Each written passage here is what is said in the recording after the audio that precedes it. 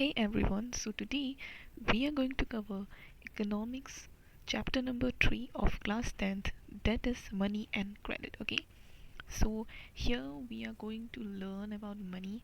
Okay, so the first topic here is money as a medium of exchange. Okay, so we know that the money, okay, the currencies or the coins we use are basically we use it for to exchange, okay, to as a medium of exchange. Okay, for example, if you have went to a bookstore to buy a book, okay, the the seller will give you the book only if you give him or her the money. Okay, so that is known as medium of exchange. Okay, so we know that earlier when there was no money, okay, we used to use that barter system. Okay, so for barter system we need to have a thing called double coincident of ones. Okay, so here it's written.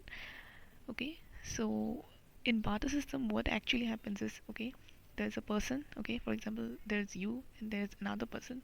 Okay, so the you want rice and that person wants, let's take a pen. Okay, so that person have rice and you have a pen. So here double coincident of ones is occurring and you both are exchanging the item. Okay, so we understand here is also an example. Okay, but for example if you want a pencil and that person, okay, have a pen, then you couldn't do that exchange. Okay, so here double coincidence of ones doesn't occur. Okay, so that's why we humans started using money in future as the medium of exchange. Okay, so here we have the topic modern forms of money. So modern forms of money are basically currency. Then we have paper coins, okay, paper currency and coins. Then we have deposits with banks, then checks, okay, all these things. So here it's given in detail. Okay, so what basically are deposits with bank? Okay, so we know that in bank, okay, so we must, like, we have accounts in bank. Okay, we what we do is, we when we have money, okay, when we started earning money, we used to like save our money in the bank. Okay, and whenever we need it, we can withdraw that money, okay, on our demand. Okay, so these are called demand deposits. Okay, here it's beautifully written here, this line. Okay, so you can read this line. Okay, so let's just go to the next para. Okay, so what basically a check is? So check is a paper, okay, where we actually write the name of the person whom we want to give the money, and money is going, that money, the amount which we are paying to that person or to the particular person, is going to be deducted from our account. Okay, so here is an example of a check. Okay, here is the amount is written, the name of the person. Okay, then all this thing you have to see this. Okay, so let me just go below. Okay, so we know the loan activities. Okay, so if we need like some sort of money, then we can go to bank, we can ask for loan. Okay, and we have to pay it within a time. Okay, for example, you need a loan, I'm the bank. Okay, you need the loan. Okay, so you need a loan of 20,000 rupees, for example. Okay, and I gave you that money, but I say that you need to give me something for this. Okay, so first thing which I will take is profit from your money, because I will be taking a huge interest from your side. Okay, not really huge, but yeah, some sort of profitable amount from your side. Okay, and then I will ask you some collateral. Okay, so collateral is basically nothing. It's you know like for example, we have some sort of properties. Okay, something that we can give in return if we are unable to give our money back. Okay, the loan back. Okay, then the loan, okay, which you've taken, then the bank will say that you need to give me that 20,000 rupees within 5 years, for example. Okay, so that was all about loan. Okay, so here is some important things mentioned here. Okay, so let me read this line out. Okay, wait a minute. Okay, there is an interesting mechanism works here. Banks keep only a small proportion of their deposits as cash with themselves.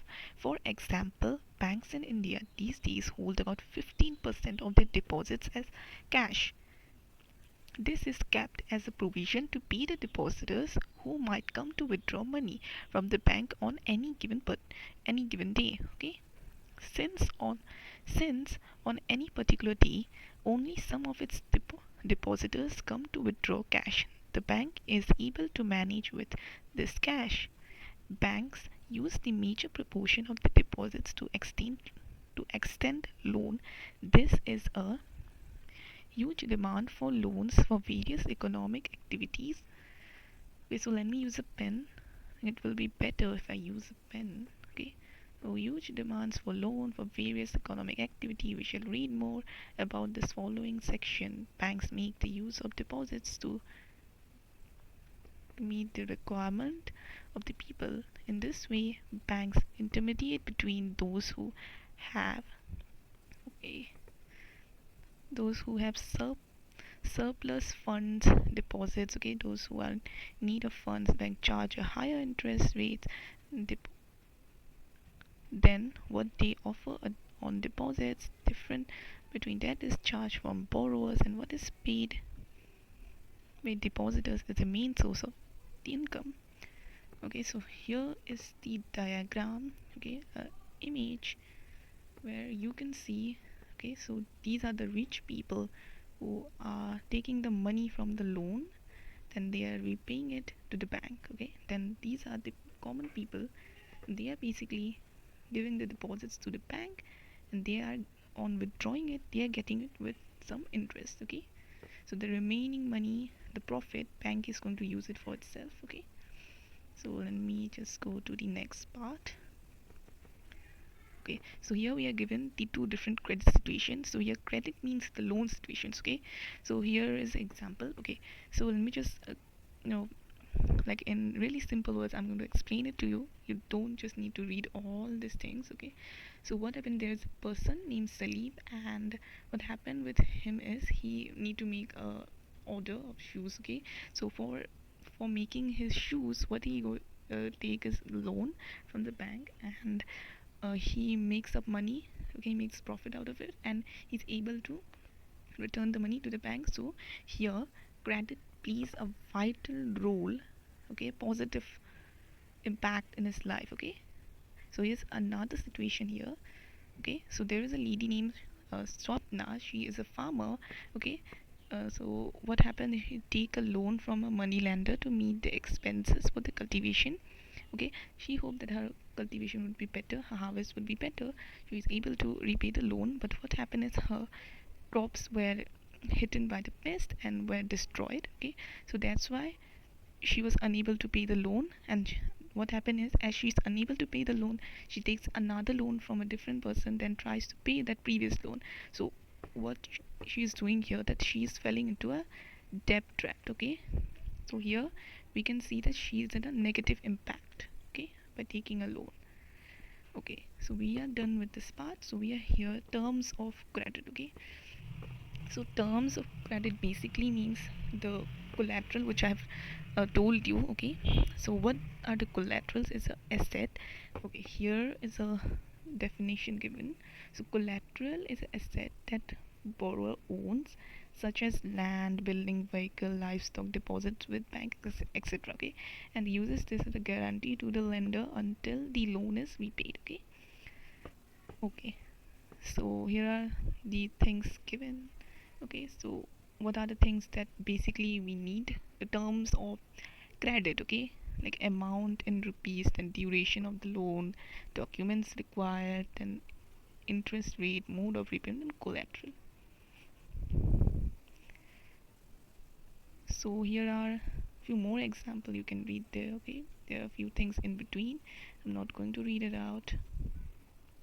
So here now we are going to cover the formal sector. Okay, formal sector credit in India. So what we understand here is the loan which is basically given by the formal sector. You can say that by the banks basically. Okay, so what happened in urban areas, that in people living in urban areas are able to take the loan from the formal sector. But what happens in the rural area, as there is, like, um, they're not, the banks are not there. Okay, so that's why they go to money lender, ask for money. Okay, and they also charge a high amount on them. Okay, so that is the problem with them. So okay, so this can be a question I've seen in many sample papers. There were questions like why the people living in rural areas are not taking loan, okay, from formal sector. Okay, so you need to understand this thing. Okay, so let me go to the next part. Okay, so here's that thing which I've told you, that basically rich people or the people living in the urban areas are taking loan. Because why they are actually taking it? Okay, because they have proper collateral documentations. Okay, but people living in village or the poor people are lacking the collateral or the proper documentation. Okay, so that is the problem, they are not taking the formal loans. Okay, okay, so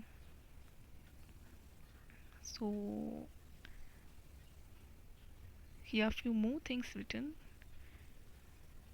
Okay, now we are here at the topic self-help groups. Okay, so what are self-help groups? Okay, so they are basically are the groups of people, um, basically women's. Okay, so they collect money. Okay, like for example, one woman is giving 100 rupees, someone is giving 200 or like that. Okay, and they are making money.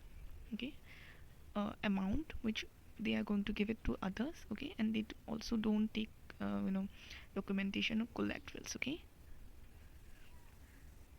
so they are going doing good things to the people. Here you can see this is a picture here. So they are basically self-help groups. So here we have ended our chapter. I hope you have liked this video.